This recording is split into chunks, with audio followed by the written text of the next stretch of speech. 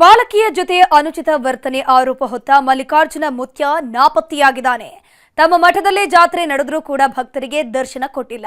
ಮುತ್ಯ ಇಲ್ಲದಿದ್ರೂ ಅದ್ದೂರಿಯಾಗಿ ಸಾಮೂಹಿಕ ವಿವಾಹ ನಡೆದಿದೆ. ಮುತ್ಯರು ಯಾಕೋ ಬರಲಿಲ್ಲ ಅಂತೇಳಿ ಬಹಳಷ್ಟು ಜನ ಭಕ್ತರು ಬೇಜಾರು ಮಾಡ್ಕೊಂಡು ಬಹಳಷ್ಟು ಜನ ನೊಂದು ಹೋದ್ರು.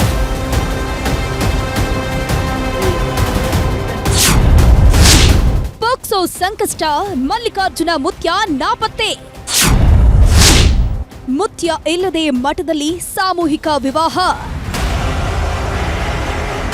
ನಾನೇ ದೇವಮಾನವ, ನಾನೇ ಭಕ್ತರ ಪಾಲಿನ ಆರಾಧ್ಯ ದೈವ, ಕೇಳಿದ್ದನ್ನ ಕರುಣಿಸೋ ಕಲಿಯುಗದ ಭಗವಂತ ನಾನೇ ಅಂತ ಹೇಳ್ಕೊಂಡು ಓಡಾಡ್ತಿದ್ದ ಮಲ್ಲಿಕಾರ್ಜುನ ಮುತ್ಯ ನಾಪತ್ತೆಯಾಗಿದ್ದಾನೆ.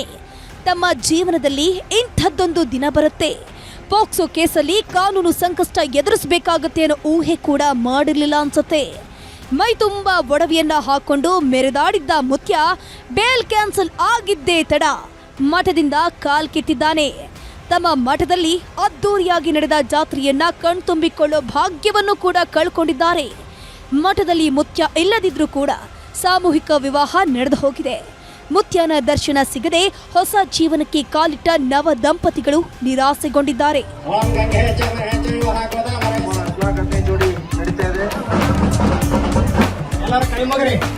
ಬಾಲಕಿ ಜೊತೆಗೆ ಅನುಚಿತವಾಗಿ ವರ್ತಿಸಿದ ಆರೋಪ ಹಿನ್ನೆಲೆಯಲ್ಲಿ ಮಲ್ಲಿಕಾರ್ಜುನ ಮುತ್ಯಗೆ ಢವಢವ ಶುರುವಾಗಿತ್ತು. ಕಾನೂನು ಕುಣಿಕೆ ಬಿಗಿಯಾಗ್ತಾ ಇದ್ದಂತೆ ಅಜ್ಞಾತ ಸ್ಥಳದಲ್ಲಿ ವಿಡಿಯೋವನ್ನ ಬಿಟ್ಟಿದ್ರು. ನಾನು ಎಲ್ಗೂ ಕೂಡ ಹೋಗಿಲ್ಲ, ಮಠದ ಜಾತ್ರೆ ವಿಷಯವಾಗಿ ಹೊರಗಡೆ ಬಂದಿದ್ದೇನೆ ಅಂದಿದ್ರು. ಆದ್ರೀಗ ತಮ್ಮದೇ ಯಾದಗಿರಿ ಜಿಲ್ಲೆಯ ಶಹಾಪುರ ತಾಲೂಕಿನ ಮಹಲ್ ರೋಜಾ ಗ್ರಾಮದ ಯಮನೂರಪ್ಪ ಮಠದಲ್ಲಿ ಅದ್ದೂರಿಯಾಗಿ ಜಾತ್ರೆ ನಡೆದಿದೆ.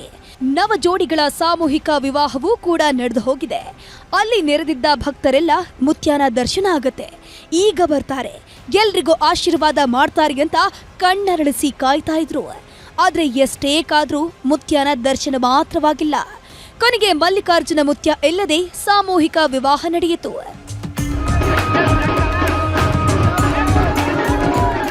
ಯಾದಗಿರಿ ಜಿಲ್ಲಾ ಪ್ರಧಾನ ನ್ಯಾಯಾಲಯ ನಿರೀಕ್ಷಣಾ ಜಾಮೀನು ವಜಾ ಮಾಡ್ತಾ ಇದ್ದಂತೆ ಮುತ್ಯಗೆ ಬಂಧನದ ಭೀತಿ ಶುರುವಾಗಿತ್ತು. ಆದರೆ ಪೊಲೀಸರ ವಿಚಾರಣೆಗೆ ಹಾಜರಾಗಿದ್ದ ಮುತ್ಯ ಈಗ ಭೂಗತವಾಗಿದ್ದಾರೆ. ಇನ್ನಷ್ಟು ವಿಡಿಯೋಗಳು ಏನಾದರೂ ಪೊಲೀಸರ ಕೈಗೆ ಸಿಕ್ಕಿವ್ಯಾ ಅನ್ನೋ ಅನುಮಾನ ಕೂಡ ಎದ್ದಿದೆ. ಹೀಗಾಗಿನೇ ಪ್ರಕರಣ ಸಂಬಂಧ ಜಿಲ್ಲಾ ಪೊಲೀಸ್ ಇಲಾಖೆ, ಮಹಿಳಾ ಸಿಬ್ಬಂದಿ ಸೇರಿ ವಿಶೇಷ ತನಿಖಾ ತಂಡ ರಚನೆ ಮಾಡಿ ತನಿಖೆಯನ್ನ ಚುರುಕುಗೊಳಿಸಿದ್ದಾರೆ. ಇಷ್ಟೆಲ್ಲ ಆದ್ರೂ ಕೂಡ ಭಕ್ತರು ಹೇಳ್ತಿರೋದೇ ಬೇರೆ.